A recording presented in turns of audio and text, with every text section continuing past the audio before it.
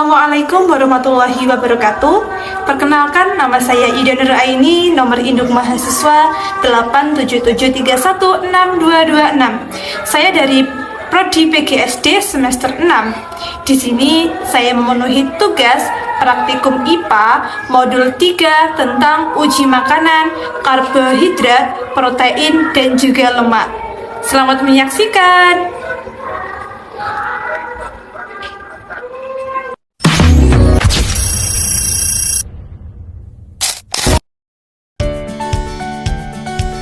Pada kesempatan ini, uji coba yang saya lakukan yaitu uji karbohidrat.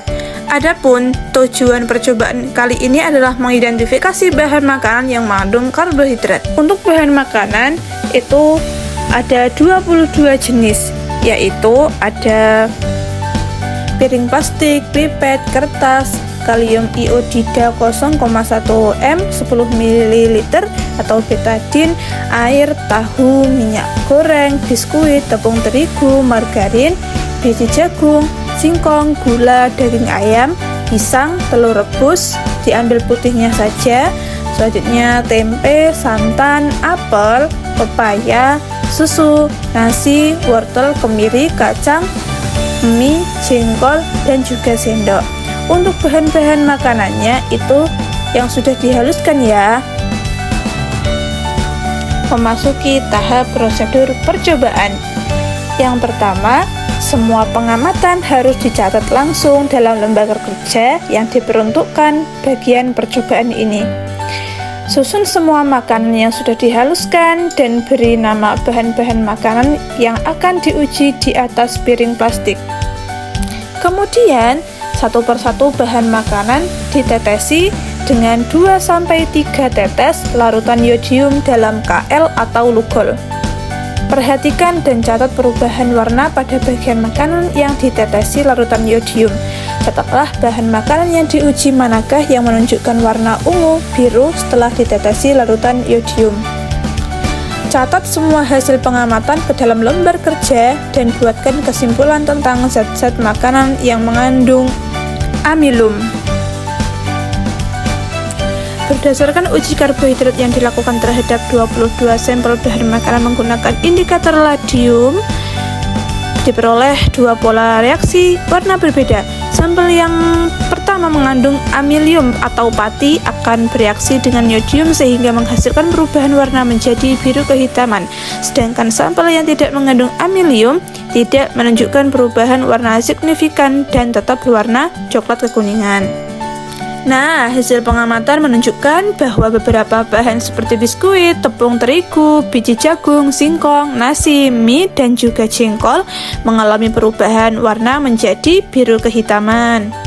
Sehingga dapat disimpulkan bahwa bahan-bahan tersebut positif mengandung karbohidrat dalam bentuk pati. Dan sebaliknya, bahan lain seperti tahu, tempe, daging ayam, telur rebus, mie goreng, margarin, santan, kemiri, dan susu tidak menunjukkan perubahan warna menjadi biru kehitaman.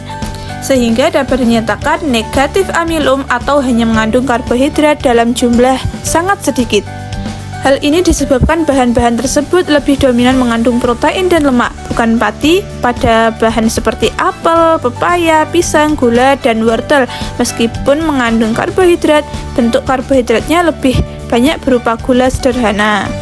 Baiklah, itu tadi merupakan hasil pengamatan yang saya lakukan terhadap uji coba karbohidrat. Percobaan kedua, uji lemak. Tujuan dari percobaan ini adalah mengidentifikasi bahan-bahan makanan yang mengandung lemak. Alat dan bahan yang dibutuhkan adalah kertas coklat, piring plastik, pipet, lilin, alas piring kecil, cangkir plastik, sendok makan, korek api, penjepit, kertas label, air kapur, air 10 ml, bulu ayam, tahu, minyak, biskuit, tepung terigu, margarin, biji jagung, singkong, gula, daging ayam, pisang, telur rebus, tempe, santan, apel, pepaya, susu, nasi, wortel, kemiri, kacang, mie, dan juga jengkol. Nah, bahan-bahan makanan yang sudah saya sebutkan tadi yang sudah dihaluskan ya. Prosedur percobaan, yang pertama buatlah 2 kertas coklat atau kertas payung yang telah dipotong-potong dengan ukuran 10 cm. Ambil pipet, isap air dengan pipet dan teteskan di atas salah satu kertas coklat. Ambil pipet, isap air dengan pipet dan teteskan di atas salah satu kertas coklat. Ambil pipet yang lain, isap minyak dengan pipet dan teteskan di atas kertas coklat yang lainnya. Biarkan kedua kertas tersebut selama sekitar 10 menit. Sesudah itu periksa keduanya dengan menghadap cahaya. Amati dan catat keadaan permukaan kertas tersebut. Manakah kertas yang masih meninggalkan bekas? Catat. Gunakan hasil ini sebagai perbandingan untuk bahan yang mengandung minyak atau tidak. Selanjutnya yaitu ambil 10 kertas coklat yang sama seperti nomor 1. Berilah nomor dan jenis bahan makanan yang diuji seperti tahu, minyak goreng, dan bahan makanan lainnya yang sudah disebutkan tadi. Haluskan kemiri dan bahan-bahan semua di atas kertas coklat hingga 10 kali dan bersihkan sisa kemiri. Biarkan sekitar 5-10 menit. Sambil menunggu, kerjakan hal serupa ke 22 bahan makan lainnya. Cairkan margarin di atas sendok dengan menggunakan panas dari nyala lilin. Teteskan margarin di atas kertas coklat dan biarkan sekitar 10 menit. Usapkan bahan-bahan makanan yang sudah saya sebutkan tadi selama 10 kali ke kertas coklat tersebut. Setelah 10 menit, amati kertas coklat satu persatu. Pergunakan lampu atau senter ke arah belakang bekas usapan dari bahan-bahan makanan yang diuji. Kertas manakah yang meninggalkan bekas noda minyak? Catatlah hasil pengamatan pada tabel di lembar kerja. Nah, kesimpulannya, berdasarkan hasil praktikum terhadap 22 bahan makanan, dapat disimpulkan bahwa metode uji noda minyak menggunakan kertas coklat efektif dalam mengidentifikasi kandungan lemak secara sederhana. Karakteristik utama lemak adalah meninggalkan bekas noda transparan yang permanen dan terasa licin pada media kertas, yang menunjukkan hidrofobiknya. Dari pengujian ini diketahui bahwa minyak goreng, biskuit, margarin, daging ayam, telur rebus, tempe, santan, apel, susu, kemiri, kacang, dan mie merupakan bahan yang positif mengandung lemak. Sementara itu, bahan seperti tahu, tepung terigu, biji jagung, singkong, gula, pisang, pepaya, nasi, wortel, dan jengkol terbukti tidak mengandung lemak karena tidak meninggalkan noda transparan sedikit pun pada kertas. Nah, itu tadi merupakan uji pada kandungan lemak. Percobaan ketiga, uji protein. Tujuan percobaan ini yaitu mengidentifikasi bahan-bahan makanan yang mengandung protein. Alat dan bahan yang dibutuhkan yaitu piring plastik, pipet, lilin, alas piring, cangkir, sendok, korek api, penjepit, kertas label, air kapur, air, bulu ayam, tahu, minyak goreng, biskuit, tepung terigu, margarin, biji jagung, singkong, gula, daging ayam, pisang, telur rebus, tempe, santan, apel, pepaya, susu, nasi, wortel, kemiri, kacang, mie, dan jengkol. Prosedur percobaan: nyalakan lilin, dirikan di atas alas gelas, jepitlah bulu ayam dengan penjepit jemuran atau tabung reaksi, kemudian bakarlah di atas nyala lilin, amati dan jelaskan bau yang ditimbulkan, gunakan bulu ayam terbakar ini sebagai kontrol. Bakar satu persatu bahan yang akan diuji, kemudian bakar di atas lilin. Bahan yang diuji adalah semua bahan yang disediakan. Amati bau yang ditimbulkan, manakah dari bahan yang dibakar tersebut baunya sama seperti bau bulu ayam yang dibakar. Buatlah kesimpulan manakah bahan makanan yang mengandung protein berdasarkan uji pembakaran.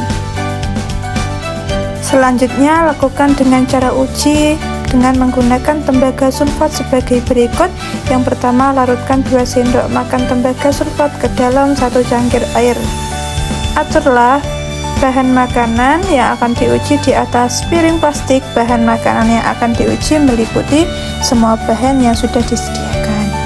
Siapkan pipet sebanyak 2 buah, berilah label 1 untuk menghisap air dan yang lainnya untuk menghisap larutan tembaga sulfat. Harus diingat ya bahwa kedua pipet tersebut jangan saling tertukar. Artinya, jika sejak pertama dipakai untuk menghisap air kapur, seterusnya dipakai untuk menghisap air kapur. Kemudian juga jika pertama dipakai untuk menghisap larutan tembaga sulfat, maka seterusnya untuk larutan tembaga sulfat.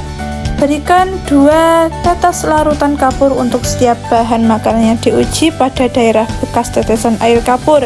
Berikan pula 2 tetes tembaga sulfat. Amati dan catat perubahan warna yang terjadi ke dalam lembar kaca yang sudah disediakan.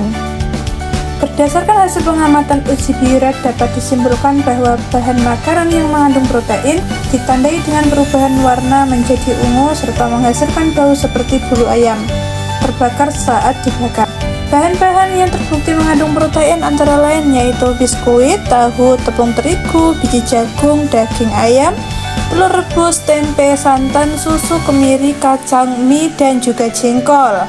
Sedangkan bahan yang tidak mengandung protein ditunjukkan dengan tidak adanya perubahan warna atau tetap biru dan tidak muncul bau khas saat dibakar seperti minyak goreng, margarin, singkong, gula, apel, pisang, dan wortel.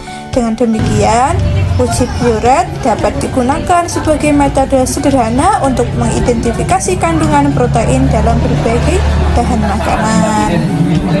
Seperti itu ya teman-teman. Mungkin cukup sekian uji pada 22 bahan makanan yang telah kami uji karbohidrat, protein, dan juga lemaknya. Cukup sekian, terima kasih.